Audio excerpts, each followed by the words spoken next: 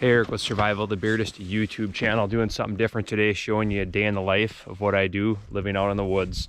Recently, I've tapped several maple trees. I'll show you that later on in this video. To get syrup, I like to have my syrup nice and organic right out of the tree. To burn that down into syrup, which you'll learn how I do in a little bit, I need some firewood. Pine burns really hot. If you ever need a quick hot fire, pine's your way to go. This old deadfall log, it's going to burn like a match. I'm going to chop it up so I can make fire out of it in a little bit.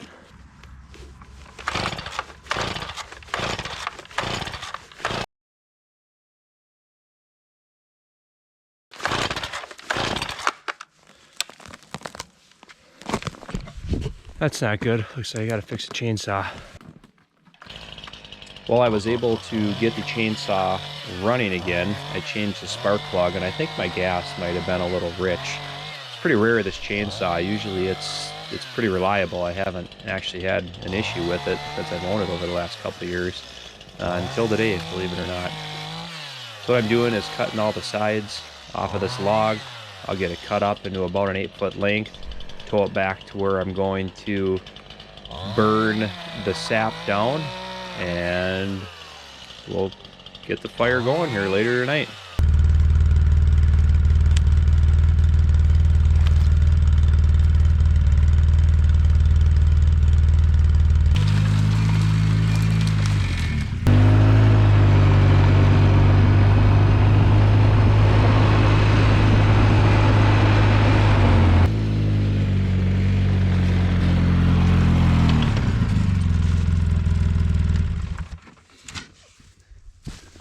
All right, so we just pulled this chunk of pine out. That's gonna make really good firewood.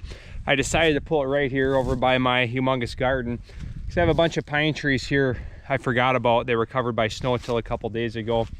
This will be plenty of wood to burn down that sap. So I'm gonna get that wood stove from a buddy, go get that sap. Maybe we'll have some syrup by later this evening.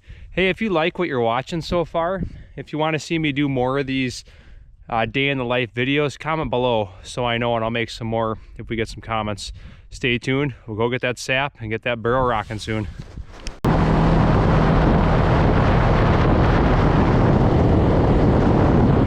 I'm out here with Mrs. Survival the Beardist now. We tapped this maple tree 2 days ago. Look at how full it is. It's the afternoon. There's at least a gallon of sap in there. So dump it into a bucket. Essentially all we did was went to our local supply store. Lead, I'll show you on this one over here now. Just drill a hole in the tree about 3 inches deep. That's a little smaller than the tap. It goes in about an inch beyond this. Put your tap in there and see it leaks. This is sap from in the tree. It leaks right into this bag. It works quite nicely. If you try this, you need to do it when the highs are above freezing and the lows are below freezing, and that's when they run. They'll run for probably 2 or 3 weeks. And you need to find a tree that's at least 8 inches in diameter. This one right here is about 10 or 12. This is the smallest I would ever do. I look for bigger ones like this. And if it's a real big one, if it's over like 20 inches or so, you can put 2 taps in each trunk. This one, I just have 1 on each trunk and it works good. But this bag system, I've tried a lot of things over the years. The cheap one works just fine. They make metal ones, and these ones work just good. Thanks, manual labor. So we'll go tap, or not tap, we'll get the sap out of the rest of these and get it boiled down here tonight. Show you how that works.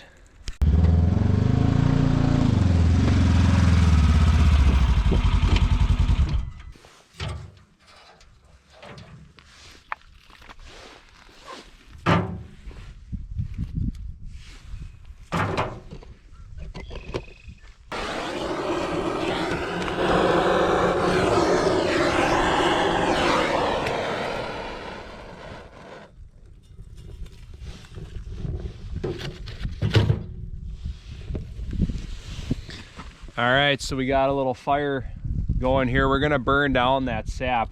So what you have to do when you're doing this sap to make your own syrup, you have to make a hot fire and you have to boil it down. Now it's a process that takes time and some patience. I've done it in my house before. I don't recommend that. It gets very, if it burns a lot, it boils down. So this 10 gallons of sap that I'm boiling down might make 1 gallon of syrup. So it's a long process, so it's better to do it outside. So I'm excited. I borrowed this wood stove from a buddy. It's his camping stove out of his tent. I got a 55-gallon drum. I'll probably make one as well if this works good.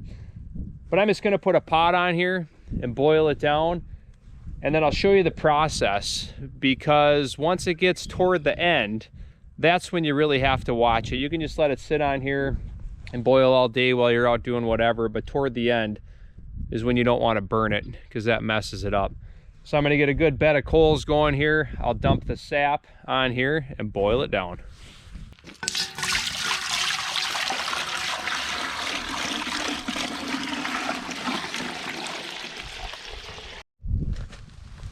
All right, so we got it boiled in. Our fire's cooking now.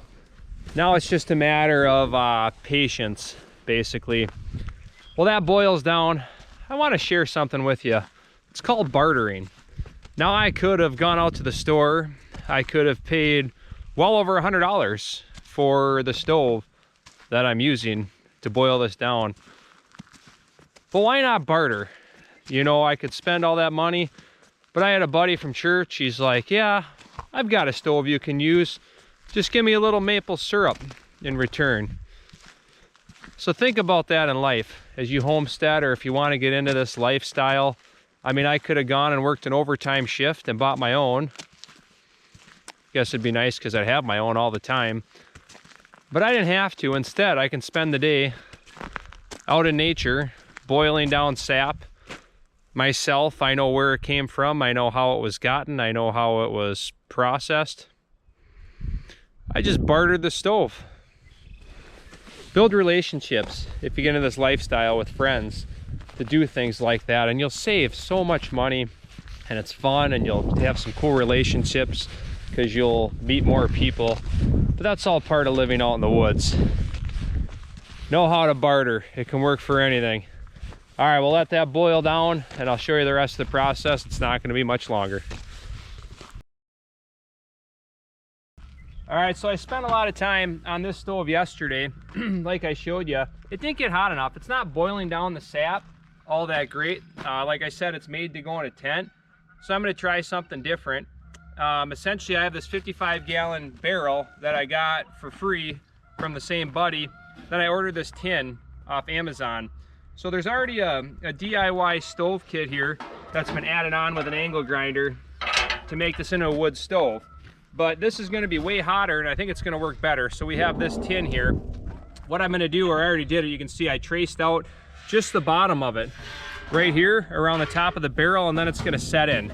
So if you copy me and do this, make sure that your hole is just big enough for the bottom of this, not the top, because this top lip is gonna have to set on the outside of the stove here to take that load for this. But I'm excited. I think it's gonna work good.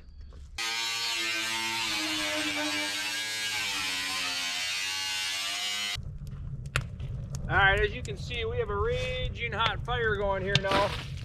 So I'm gonna set my tin in here, close the door, if I don't burn myself, and then dump our sap from yesterday in here. And I can tell you right now, this is gonna work a lot better. Get all this dumped in and give you a look here.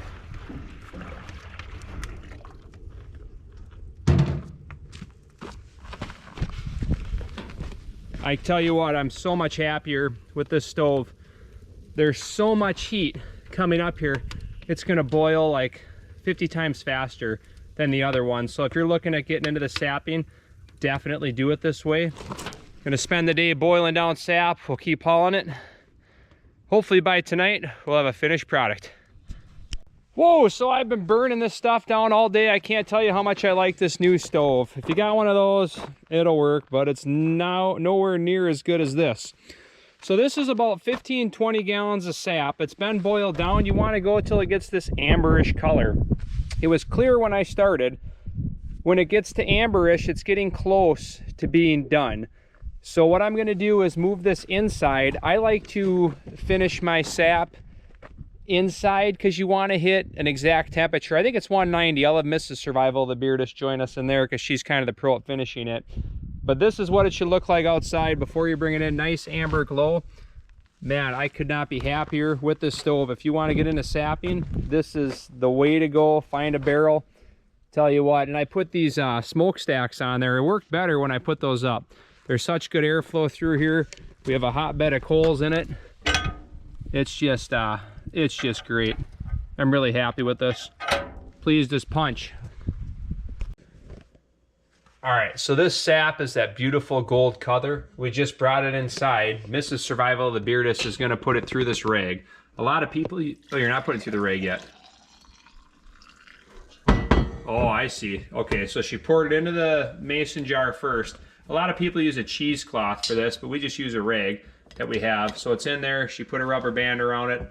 Hot mitts on because it just came off the outdoor stove. Dump it into a bowl. And what this does is it gets out any sediments or any debris that's in there you don't want. Once it's been filtered here, right before the final stage, we'll put it on the stove and boil it down. So what we're trying to do with the maple sap is boil it down and remove the water content from the actual syrup. So here's what it looks like when we first start boiling. You can see the bubbles aren't going too crazy, and I will give you guys an update in an hour or two when the bubbles start shifting and the water content goes significantly down. This is something that has to kind of be babysat because it will shift rather quickly, and when it shifts, it can very easily boil over and create a large mess in your kitchen. So we're about 1 hour in to boiling down our sap, and if you check out our bubbles, we haven't turned yet to where it's really boiling down into syrup, but if you'll notice, the bubbles are a lot smaller than when we first started about an hour ago, which is a sign that we're getting close to the turning point. Now this is obviously just a small pot of sap that we have left, and we started out with I think 3 5-gallon buckets, so it really does consolidate into just a little bit for what you start with, but it is worth the time and it's worth the energy.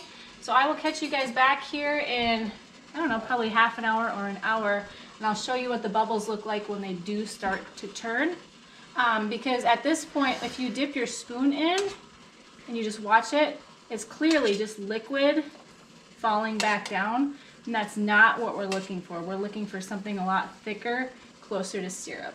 It's bubbling. It's getting real kind of golden brown bubbles right now. What you do is you put your spoon in and you kind of get it up so it falls off. See, it's just trickling. You want more of a steady flow. This is so close to being done. It's going to be done any minute, and we're also prepping lids over here, boiling them so it'll make a seal, because we're going to keep this in mason jars. But this is how you make homemade syrup. I think when you even buy maple syrup at like Walmart, they stop at about this point. It's still a little watery. We like it at just the right consistency, where it's a little slower than that coming off the spoon. So we are very close now. All right, so a few minutes later, this is ready now. Watch how it's poured. That's how you want it to pour. It's real slow. It's stuck to the spoon. It's been boiling inside here for just not too long, but it's ready now. This is completed maple syrup. So all that's left to do is to can it, but this is what your clear stuff should look like at the end. And this is probably about, what, 15, 20 gallons, and I don't even think there's a gallon here, is there? Yeah, so you really got to boil it down, but this is going to be phenomenal tasting syrup. This is as good as it gets. I'm going to pour it in right now. All right, so we'll pour it in right now. No pressure, not to spill. There you go. Look at that beautiful syrup. And the one you use right away, you wouldn't have to put a sealing lid on. You could just put that in your fridge. But we'll show you how these lids work. That's that beautiful Beautiful syrup. Look at that. So Mrs. Survival the Beardess is grabbing a lid right now. The lids have been boiled. That's to make them seal, right? Yep. Okay, so you put it on. Is that hot? You don't need a hot minute? Then it should pop within 15 minutes from what I remember, right? From last year? Yeah, and if not, you just heat it up again. So you leave it until it pops. If it pops, you have a good seal, and then it doesn't have to go in the fridge, right? As long as it's sealed. Yep. As long as it's sealed, you don't have to put it in the fridge. Then what we do is, once we open these, when we're using it, we do keep it in the fridge at that point. But this is your amazing Minnesota pure maple syrup, 100% organic, 100% out of the tree, and there's a little more in there. You can even do a little more cooking of this and turn it into candy. My kids like that, but take a taste. How does it taste? Take a taste here. Is it good?